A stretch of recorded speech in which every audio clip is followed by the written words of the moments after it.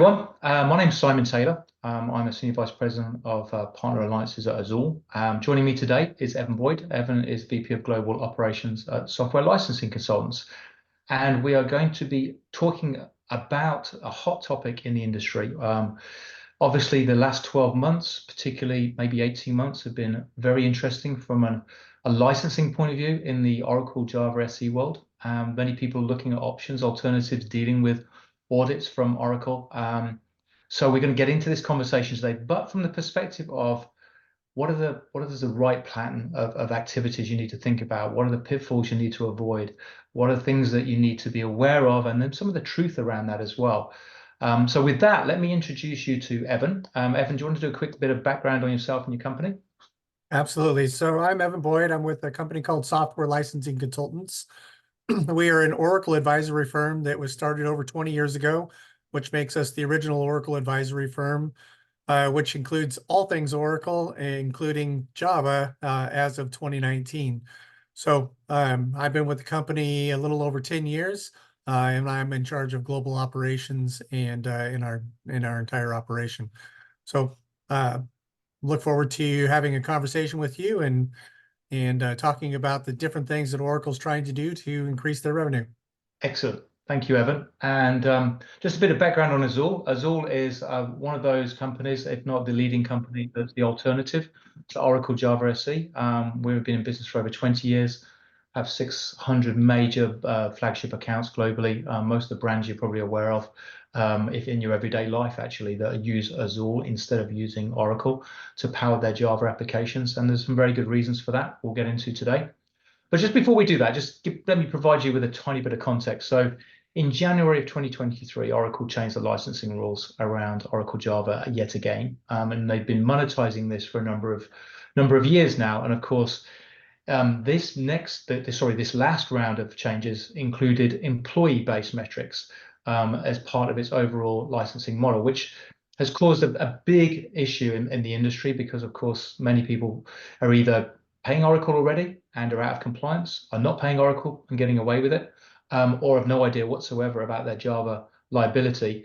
And in those three scenarios, really the employee model sort of gets all three. So it's become much more at the forefront of people's minds in terms of how to deal with those licensing challenges. So that's what we're about today, but of course, slightly different spin on the conversation to make it more about the real side of this, how you deal with some of the most important aspects of this. So we've got a number of questions for you, Evan. Hopefully you can provide some good responses here, but most of us are now aware of Oracle Java SE and pricing and changes and things, certainly what they've been doing for many years now. But many have seen, or many are about to see, some really aggressive tactics from Oracle, and particularly in those that are aligned to non-compliant organizations. Can you highlight a little bit about what you're seeing and how you approach that? I know it's a big topic, so maybe there's multiple dimensions to this. Sure. So, it is in the over 20 years that I've been doing this, it is the most aggressive I've seen Oracle with anything. So some of the different tactics that we're seeing and some new ones that I'll bring up as well are very simple. It's starting with just a straight up saying you're not compliant. So and this is all from sales, and we'll talk about that in just a minute, but it's all from sales. Everything you're receiving is from sales. And so the most important point, if I can make any point today, is for you to think about how many emails and how many calls do you get from sales organizations that you ignore? How many do you just delete? Why aren't you doing that with Oracle is the question, because this is a sales call. So you'll see messages saying, hey, you're out of compliance. We saw downloads and you need to explain this to us. You're required to explain this to us. You're required to give us information. It's a sales call. Another tactic that we've seen due to internet vulnerabilities and internet attacks, I've literally seen Oracle reach out and say, hey, I'm concerned that you're not taking updates, which makes you vulnerable to security attacks. What are you doing with your Java 6 and Java 7? Because there's no security updates to that. And then taking that message of saying, hey, we're worried about your security, getting some information from you about how you're doing your security, and then turning around and not even talking about, oh, this is how you can increase your security. Their next response is, thanks, you owe us money. So that's the number 2 tactic that we see. Number 3, if you licensed Java between 2019 and 2023 based on servers and desktops, they already know you have Java. So it's a pretty great way for them to come after you and say, okay, now if you want to renew, you have to prove that we can renew you under this contract or under the, what we've already given you, which we already made you prove, but now we're going to make you prove it again and go through a full audit just to make a sale, just to pay the renewal price. And this is directed at finding you some way out of compliant with what they sold you so they can switch you to the employee metric. And if you refuse, they automatically just send you a quote for the employee metric. And this is not consistent. I have seen them do this with some companies, automatically renew other companies. So they're not consistent, and is not consistent with published articles by Oracle executives that say you have the right to renew under the grandfathered clause. And it does not specify that you have to go through a full audit. The fourth thing that is very new on the horizon, you may say that it sounds like a conspiracy theory, but when I've seen it happen multiple times, it makes me pause and question. A few recent companies that have come to me and said Oracle is saying I owe them money for Java are smaller companies with a small employee footprint. So my first question is always, why are they coming after this company? What made Oracle tune into this company rather than a company with a large number of employees? So I ask the questions, what else is going on? Do you have any other Oracle products? And 3 times in a row now, I've had the company say, oh, we're in an RFP and Oracle's one of the companies in the RFP. And then I ask, did you talk to the salespeople for the RFP and say, hey, we're not going to consider you for the RFP as long as this is going on? Which is, anytime you're in an audit, you should never talk to sales while you're in an audit situation. And all 3 times they came back and said, yes, we said that to Oracle. And their response was, if you award us this RFP, we'll make the Java issue go away. So call me a conspiracy theorist. It seems like this is a pretty ongoing thing. So it does happen. And then the last thing, the other tactic that we see is after they do determine that you have Oracle in some way, shape, or fashion, they come to you and say, well, you need to pay back support for 3 years at this amount, or we'll give you a better deal if you sign a multi-year agreement, for 3 or 5 years. And that, that tactic has issues since the license did not exist before January of 2023. And they've been pushing this tactic for a number of years. So those are the main tactics we're seeing over the last couple of years, and then a couple of that have just popped up. Yeah, thanks, Evan. Particularly on that last one, I often talk about that because we hear that a lot, where Oracle go after back years of payment on a license model that didn't actually exist. So just from either a compliance or legal perspective, there's some major issues with that. So we agree. So right at the beginning, I said that we often see at Azul as 3 different types of customers: those that license today, those that deliberately don't license because Java used to be free, and therefore they don't see why they should pay and hope that Oracle will never find out. And then there's those that have really no idea about their liability whatsoever, and it remains hidden, right, as such. So of those 3 types, which ones do you see as most vulnerable? Because I get a different answer many times when we talk to different partners, depending on the type of customers that approach you. It is an interesting question, especially with that, that new wrinkle of the RFP. But in general, on average, there's 2, I would say, are your most liable, or what Oracle would go after the most. And the number 1 is a large company who had the old metric. So Oracle already knows you're using Java, so it's slam dunk there, and they want to renew. And then Oracle pushes for more, and they're pushing for all of the information, not just to try to get you off of that old metric, but they're looking for other information. So just be aware that they're not just looking at Java, they're looking at everything. We have a client that Oracle refused to allow them to renew under the old metric, even though they allowed them to renew under the old metric after it changed. And we did some digging. We found out that Oracle's pushing for this because they want the audit information, because they wanted to go after this company for other things that they own in the Java or in the Oracle realm that might be improperly installed. So they may be fishing for other things. So that's the number one. The number two, if you're a company with a high number of employees, you're a target. The higher the number of employees, the bigger the price tag to Oracle. I just had a company reach out to me and they have 125,000 employees, and you can bet that Oracle's banging their door down and sending them letters from legal, even though they have not proven that there's actually any issues in any way, shape, or form. But Oracle is beating them up because they have a high number of employees. So if you think about a salesperson, if it's a low price tag and you want them to go away, they're not going to really pound on that. But if it's a $20 million price tag, they're not going to walk away easily. So just those are the higher risks. So basically, I mean, if you're in the category of a potential organization that's not licensing Java right now, it's very hard to say that you haven't got any Java in use. So Oracle are just going to come and pound you basically on the basis that there must be something, a trigger point somewhere, even one download somewhere of an acceptance of an agreement. That'll be enough for Oracle to start pounding on the door if you've got a high number of employees, right? Yeah, high number of employees, or it could be one download.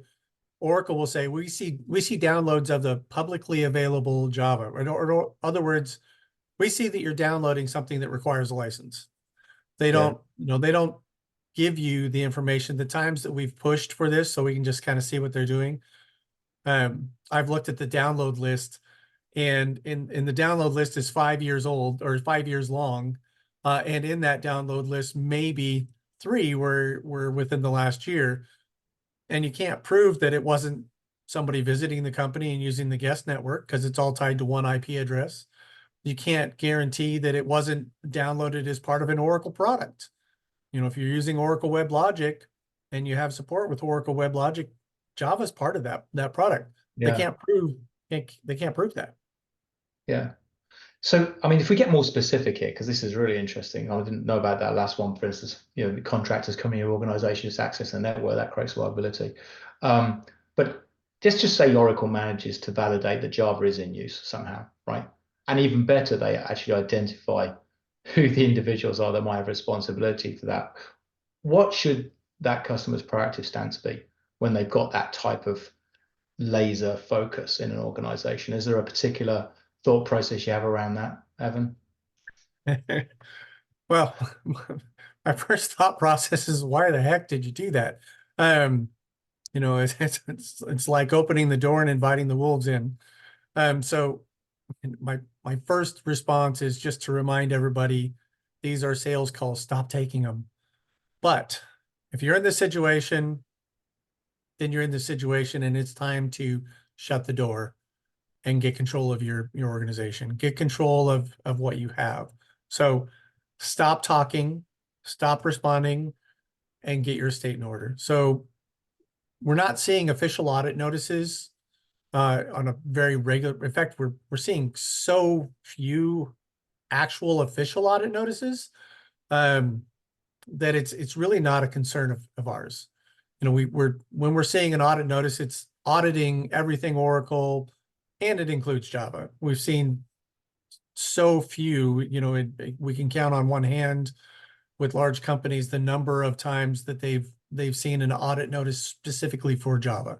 It just is not happening very often. So stop talking, and start getting your stuff in order, because Oracle, if they want to audit by their contract, they have to give you an official audit notice in writing.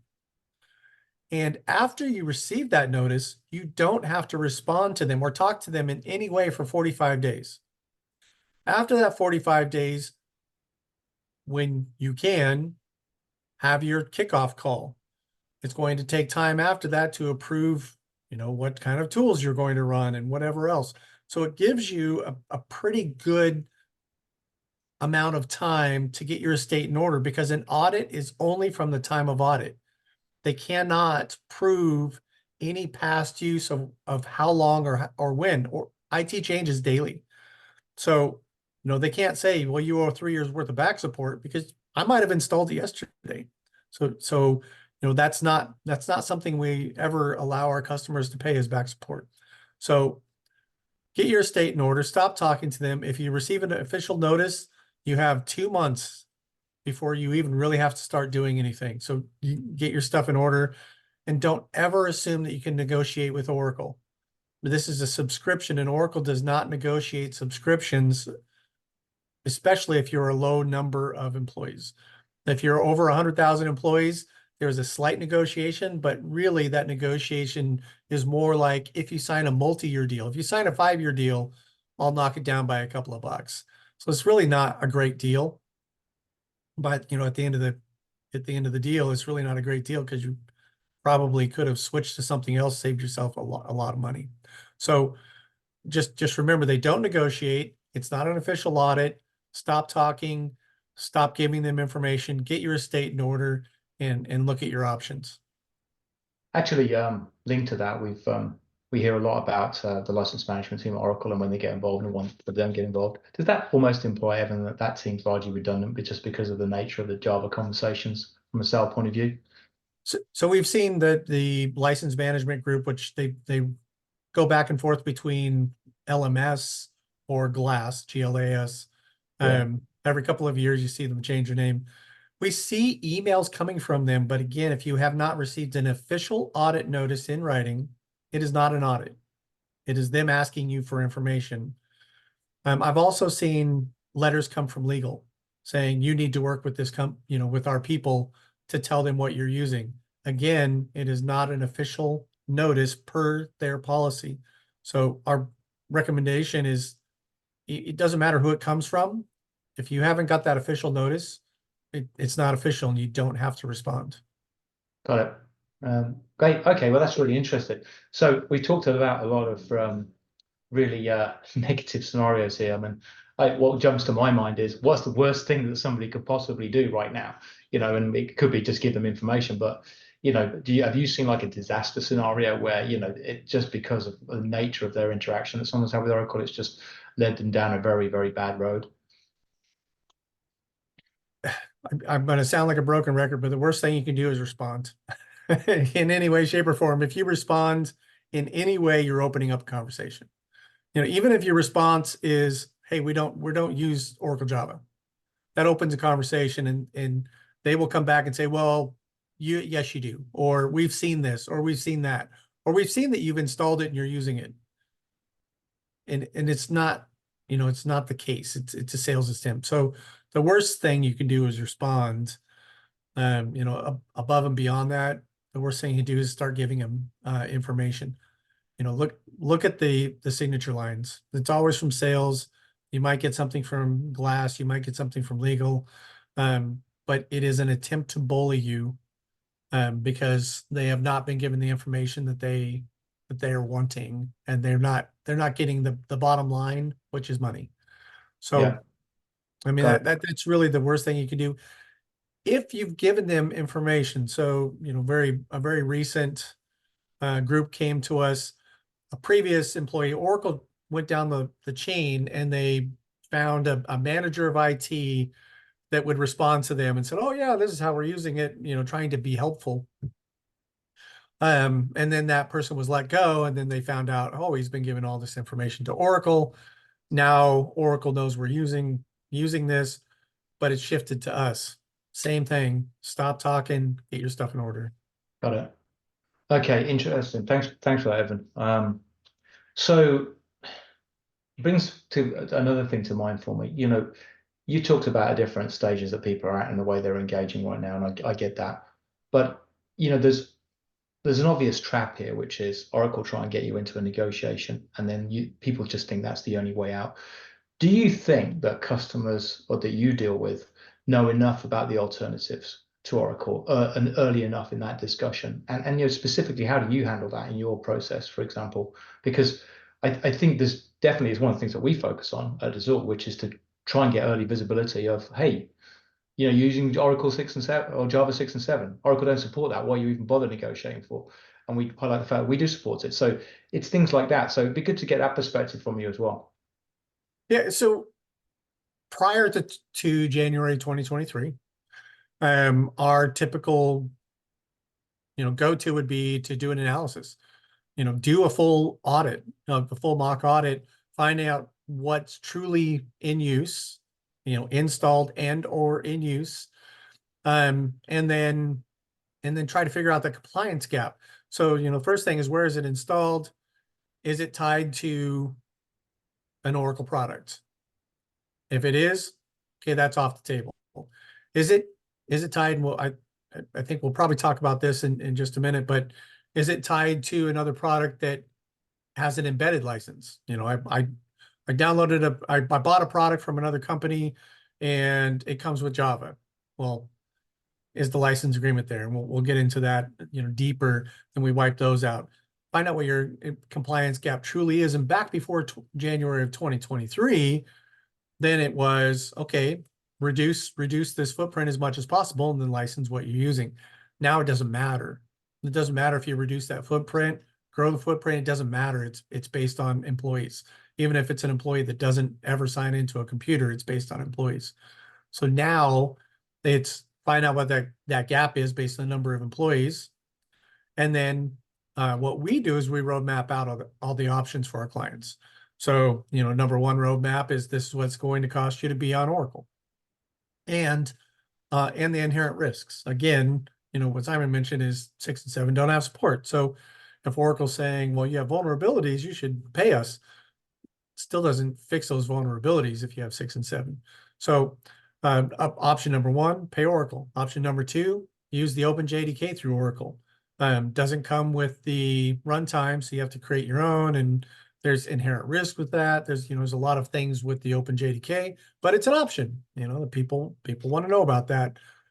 Or what are your third-party options? And there are a few different third-party options available. So I mean, if you're running on IBM servers, there is a version from IBM, and there's different versions out there. AWS has a version.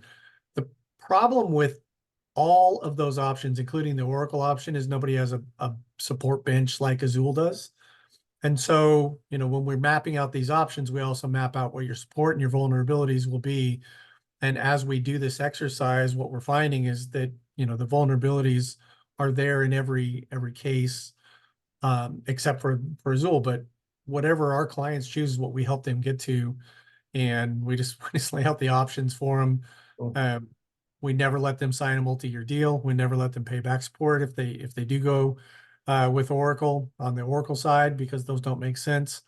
And whatever you're looking at, if you go with Oracle, you're going to pay the most. If you go anywhere else, you're going to pay the least.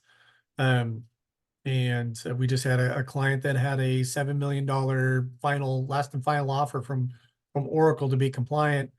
We told them stop talking to Oracle because it wasn't an official audit.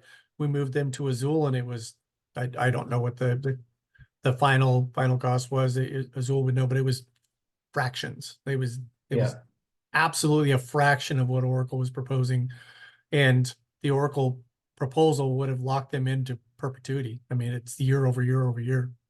Yeah, I know. I completely understand that. So, I mean, before we move on to, I guess, the last question, because I guess we're almost at time here, just to remind everybody that's listening in, if you've got any questions, we're going to have a small Q&A section at the end. Please feel free to drop them in the chat and I'll go through them. But before that, just let me pose something to you. So a lot of people talk about free OpenJDK, right? And you picked up on that in your last note.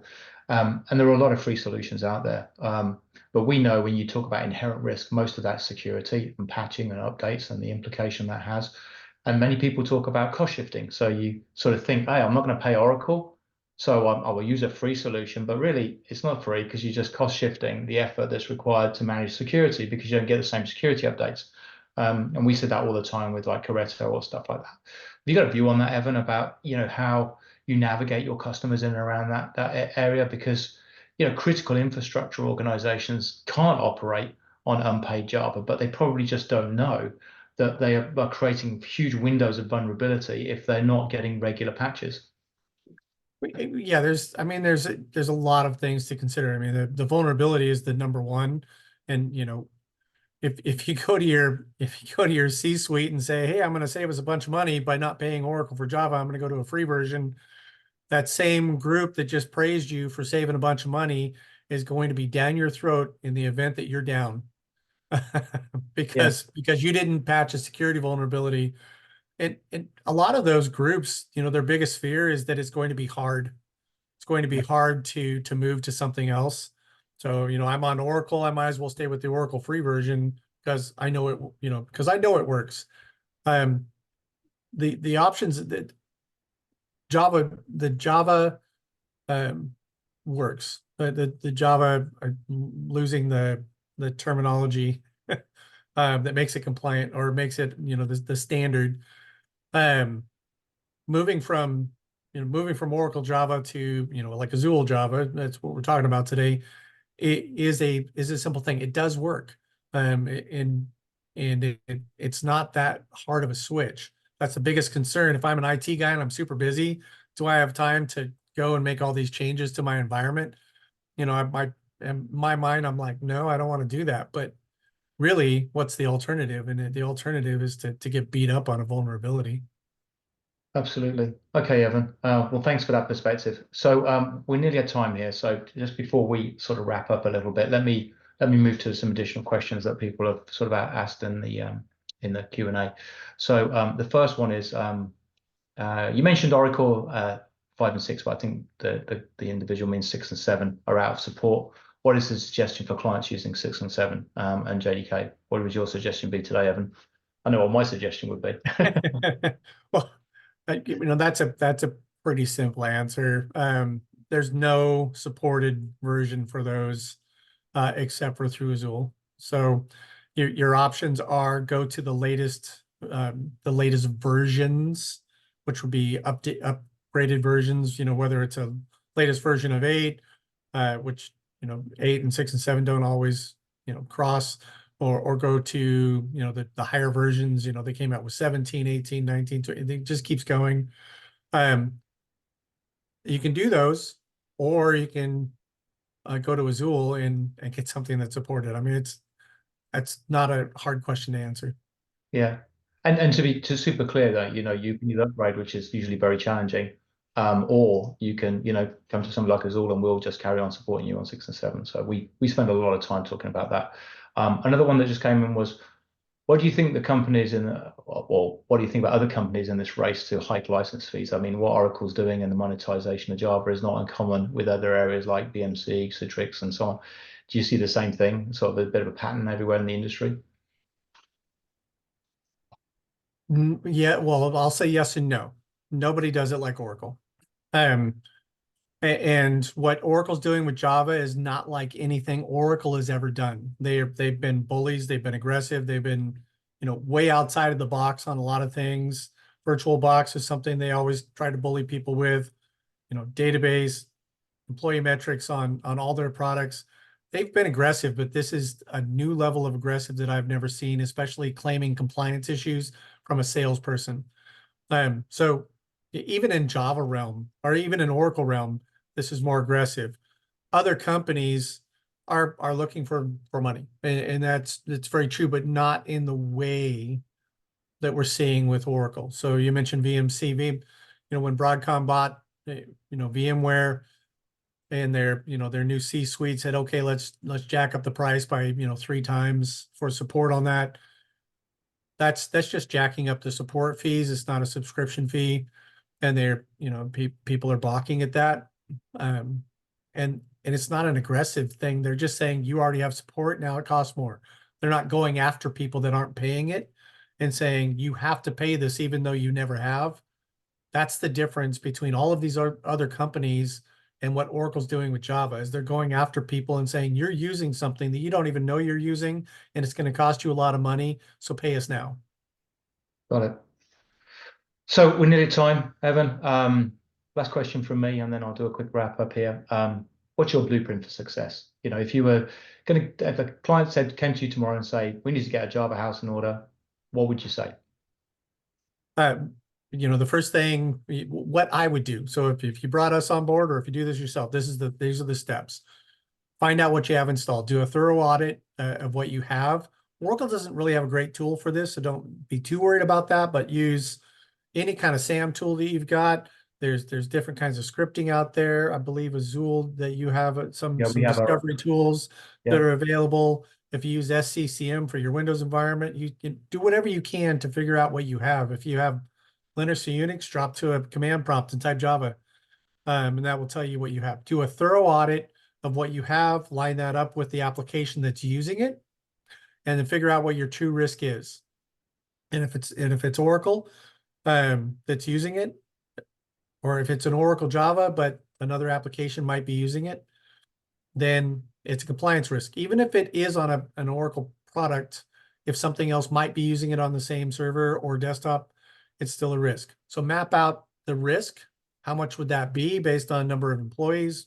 Oracle publishes their prices. Then map out your options. Here's how much it would be for Oracle. Here's how much it would be for OpenJDK, but these are my vulnerabilities. This is what it would be for Azul. Map those out and then make the decision to make the change. Make that change. Get on the new platform. Don't answer the questions for Oracle. And then the most important thing is figure out a governance. How are you going to stop people from downloading that in the future arbitrarily? So, you know, whether you block java.com or just don't allow people to install products without the help of your IT department, things like that. Do a governance. So make the cleanup, make the change, but then govern it. Great. Thanks, Evan. So I hope everybody appreciated some of the comments that we've been through today. I really appreciate the conversation, Evan. Thanks for that. Just let me wrap up a little bit. So if I was thinking about a call to action for everybody that's listening to this conversation today, take in mind what Evan said about that proactive sort of blueprint model, getting your house in order, understanding your license exposure is key, but then really understanding what the alternatives are as well. So just to be very clear, you know, Azul typically saves somewhere between 60 to 85% of costs associated with Oracle, including migration. We do that very, very rapidly. And we're very used to doing that. So our whole business is Java. It's everything we do. So that's why we work with people like SLC all the time, because you would typically approach them as an independent to get some perspective on license exposure before coming to us. Sometimes you come to us as well, and we bring people like SLC in to help you answer some of these more complicated questions as well and navigate around some of those complex Oracle sales calls, let's just say. So the last thing I would say is that, you know, it's very, very important that people just jump on this right now. This is not a problem that's going away, right? This is something that's just going to get worse and worse and worse. Oracle have announced pretty much consistently for the last 2 years that Java monetization is part of their multi-billion-dollar revenue strategy. So if they're not coming after you today, they will. So it's more of a question of if not when you get this sort of thing involved. Great. Well, we're at time. If anybody has any additional questions, just please shoot them over to us all. We're more than happy to answer them. And again, thank you very much for the contributions from the listeners as well, and Evan, and for your time today. Appreciate it. Thanks very much. You're welcome.